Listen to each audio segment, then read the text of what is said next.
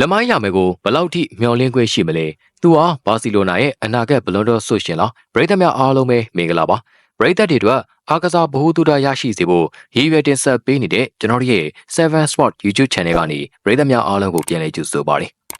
ဒီတစ်ခေါက်ပရိသတ်တွေကိုတင်ဆက်ပေးသွားခြင်းတဲ့အကြောင်းအရာလေးကတော့ဘာစီလိုနာနဲ့စပိန်တို့ရဲ့အနာဂတ်မှာအာဂွာဒါပြုလာရမယ့်အသက်18နှစ်ရွယ်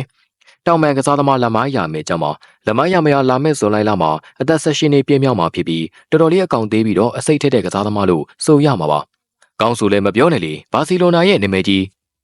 မာလာစီယာအကယ်ဒမီထွက်ကစားသမားတစ်ယောက်ဖြစ်တာကိုဗျ။ပြီးခဲ့တဲ့ရာသီကစတင်ကလက်မိုင်းရမယ်ဟာဘာစီလိုနာအတွက်အားထားရသူတစ်ယောက်ဖြစ်ပြီးဒီရာသီမှာတော့တစတဲ့တစပုံမထွန်းတော့လာခဲ့တဲ့စွမ်းဆောင်ရည်တွေနဲ့သူ့ရဲ့နေရာတစ်ခုကိုဘာစီလိုနာမှာရောစပိန်လက်ရွေးစင်အသင်းကြီးမှာပါအပိုင်စားယူလာနိုင်ခဲ့ပါတယ်။ကဲဒီတော့လက်မိုင်းရမရဘယ်လောက်ထိမျောလင်းလို့ရမလဲတိုက်စီမိုဟာမက်ဆီလိုဘာစီလိုနာအသင်းကိုများစွာကျွေးပြနိုင်မလားအနာဂတ်ရဲ့ဘလွန်တော်ဆုကိုစုခုနိုင်မလားဒိုင်းနဲ့ပတ်သက်ပြီးတော့လေ့လာရအောင်ပါဒီအကြောင်းအရာတွေမပြောပြခင်မှာပရိသတ်တွေအနေနဲ့လည်းအားကစားနဲ့ပတ်သက်တဲ့အကြောင်းအရာတွေကိုကြည့်ရှုလေ့လာနိုင်ဖို့အတွက်ကျွန်တော်တို့ရဲ့7 Sport YouTube Channel ကို Subscribe ပြုလုပ်ပေးဖို့လေတောင်းဆိုချင်ပါတယ်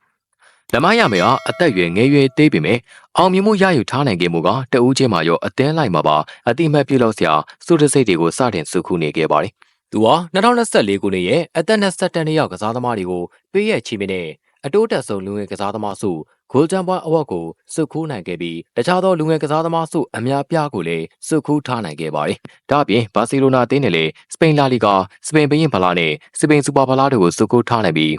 စပိန်လက်ရွေးစင်အသင်းနဲ့ဆိုရင်တော့2024ယူရိုစုပလားကိုစုခုနိုင်ခဲ့ပါတယ်။နောက်ထပ်လက်မိုင်းရမယ့်အတွက်အတိမတ်ပြရမယ့်အချက်တစ်ခုကတော့သူဟာ16နှစ်နဲ့စပိန်လက်ရွေးစင်အသင်းမှာပါဝင်ကစားခွင့်ရခဲ့ပြီးအသက်ငယ်ဆုံးကစားသမားဆိုတဲ့စံချိန်နဲ့အသက်ငယ်ဆုံးဂိုးသွင်းသူစံချိန်တွေကိုတင်ထားနိုင်ခဲ့တဲ့သူပါဒီရဲ့ချက်တွေဟာလက်မိုင်းရမယ့်အနေနဲ့ဘယ်လိုကစားသမားမျိုးလဲဆိုတာသိရှိစေနိုင်ပြီးတော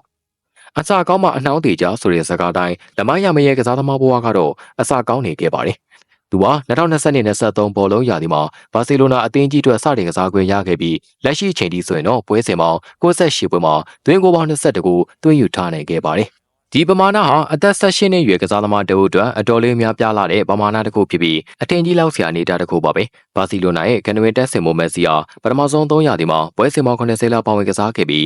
းသွင်းဂိုးပေါင်း26ဂိုးသွင်းယူခဲ့တာကြောင့်လက်မိုင်းရမယ်နဲ့မက်ဆီတို့ဟာတိတ်မကွာတဲ့အချက်လက်တစ်ခုမှရှိခဲ့ကြတာပါမက်ဆီအနေနဲ့တိုက်စစ်မှုနေရာမှာကစားခွင့်ရခဲ့တာကလက်မိုင်းရမယ်တဲ့ဂိုးပိုသွင်းနိုင်ခဲ့တဲ့အချက်တစ်ခုလိုပဲဆိုရမှာပါလက်မိုင်းရမယ်ရဲ့လက်ရှိအချက်လက်တွေဟာတစ်ချိန်မှာဘာစီလိုနာအသင်းကိုများစွာကြိုးပြနိုင်မလားမက်ဆီရဲ့ခြေရာကိုနေနိုင်မဲ့သူလားဆိုတာကတော့ပြောဖို့ခက်နေသေးပြီးကစားသမားရဲ့ကြိုးစားအားထုတ်မှုပိုင်းကိုအဓိကစောင့်ကြည့်သွားရမှာဖြစ်ပါတယ်လက်မိုင်းရမယ်ကိုကျွမ်းကျင်သူတချို့ကတစ်ချိန်မှာမက်ဆီလိုဘာစီလိုနာကိုများစွာအကျိုးပြုပေးမယ်လို့တင်စားနေကြသလိုတချင်းကနေမာရဲ့ကစားဟန်တစ်ခုကိုပြန်လည်မြင်တွေ့နေရတယ်လို့လည်းတင်စားမှုတွေရှိနေကြတာပါ။ဒီကြတာတစ်ခုကတော့လက်မိုင်းရမရအခုတိုင်းသာဆက်ပြီးသွားနေမယ်ဆိုရင်တစ်ချိန်မှာဘလွန်တော်ဆုကိုစုကိုးသွားနိုင်ဖို့အတွက်မျှော်လင့်ခွင့်ရှိနိုင်ပြီ